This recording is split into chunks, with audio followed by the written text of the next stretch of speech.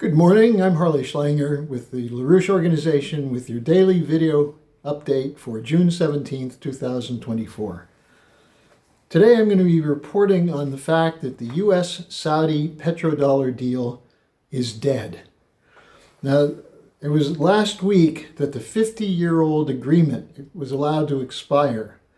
This was an agreement between the United States and Saudi Arabia, which specified that Saudi Arabia would price its oil exports in dollars and would invest the surplus oil revenues in U.S. treasuries. This was negotiated after the 1973 Arab-Israeli War, and Kissinger used it as part of a recycling of petrodollars after the U.S. took the dollar off gold reserve in 1971 to try to keep the flow of dollars going through the U.S. banking system.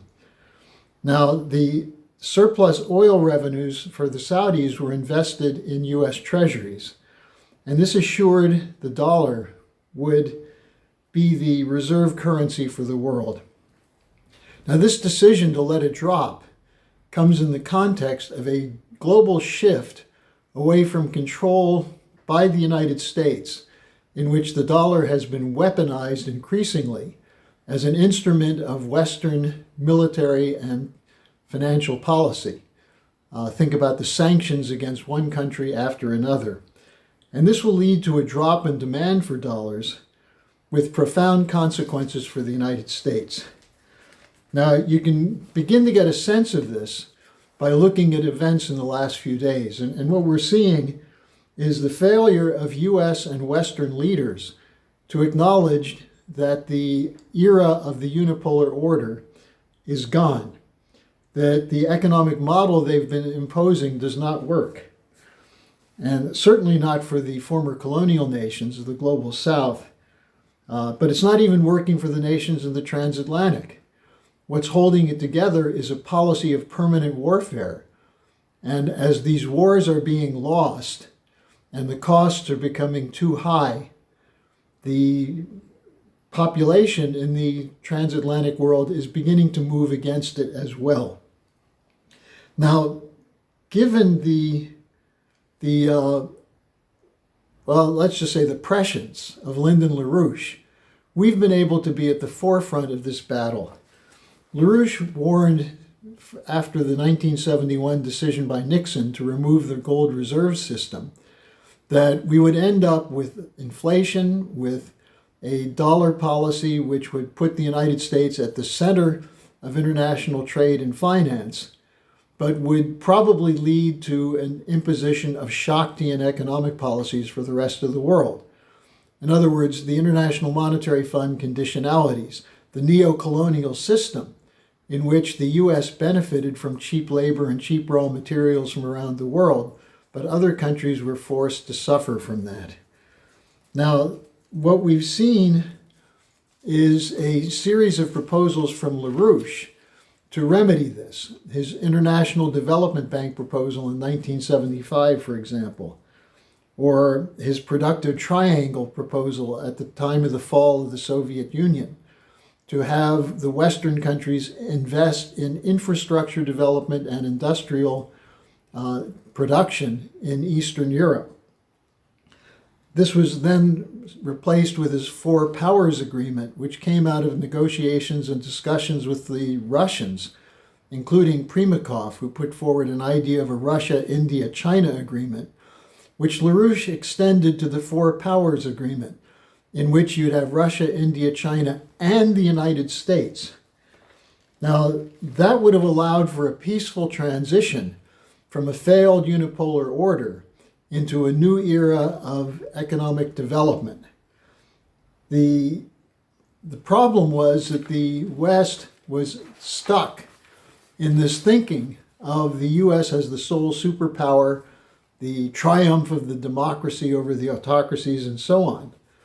And what we're seeing is that this led to a series of wars, permanent wars, so to speak, beginning with Afghanistan, Iraq, Libya, one after another, which were designed to protect and preserve the status of the U.S. as the center of the unipolar order, as the sole superpower, and fighting off opposition from countries that were largely inferior to the United States militarily, like Iraq and Libya. But what happens when Russia and China become the leading countries moving toward this new financial system, new economic development system? Well, U.S. policy became to see them as adversaries beginning in 2017, and to move to weaken Russia, to pit Russia against China, China against India, and so on. But this has failed. It's clear from what happened at last week's G7 meeting and the Zelensky puppet show in Switzerland. At the G7 meeting, they decided to stick to war, increase investments in military production. Meanwhile, demand $500 billion from Russia to rebuild Ukraine when it's not even clear that Ukraine will be around by the time they agree to end the war, and to run hybrid warfare operations against Russia and the world in order to counter disinformation. Now, at the Zelensky summit, most of the 91 nations attending signed a vague agreement for peace, but it basically said we'd like to see the war end. It was not support of Zelensky's Russian surrender plan.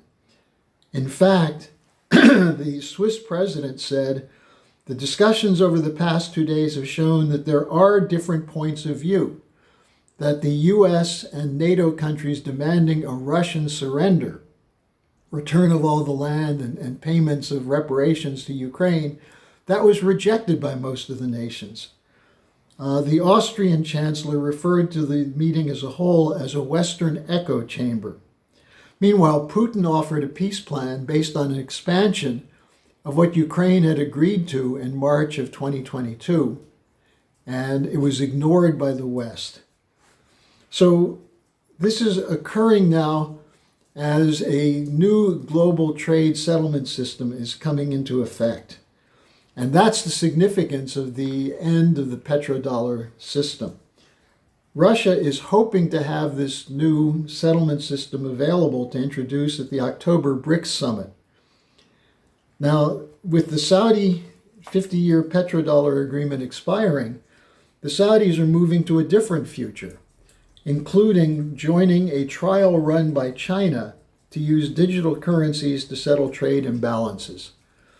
This was described by an Indian analyst as a major step towards a commodity-based settlement regime on a non-dollar platform. Now, this echoes what LaRouche proposed in July 2000 in an article that I'm going to link in the description section titled, "On a Basket of Hard Commodities, Trade Without Currency." Essentially, to back currencies by physical goods production. Now we're seeing that already with the limited moves toward using national currencies rather than the dollar for trade. The Saudis accepting the Chinese yuan, for example, for oil goods, oil products. The Indian-Russia agreement on the ruble-rupee exchange, and so on. This is becoming more common, but it's not a full international integrated system.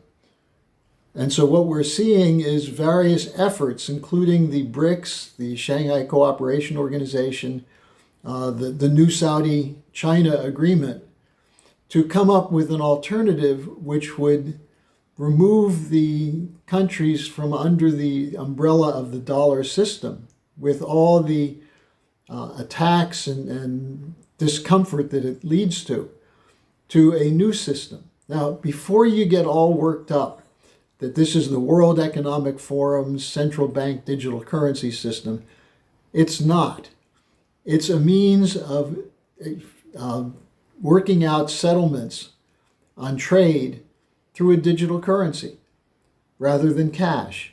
This is something that it has nothing to do with stealing your cash or shutting down your bank account, but moving in the direction of putting economies on the basis of physical goods production and backing currencies with something real.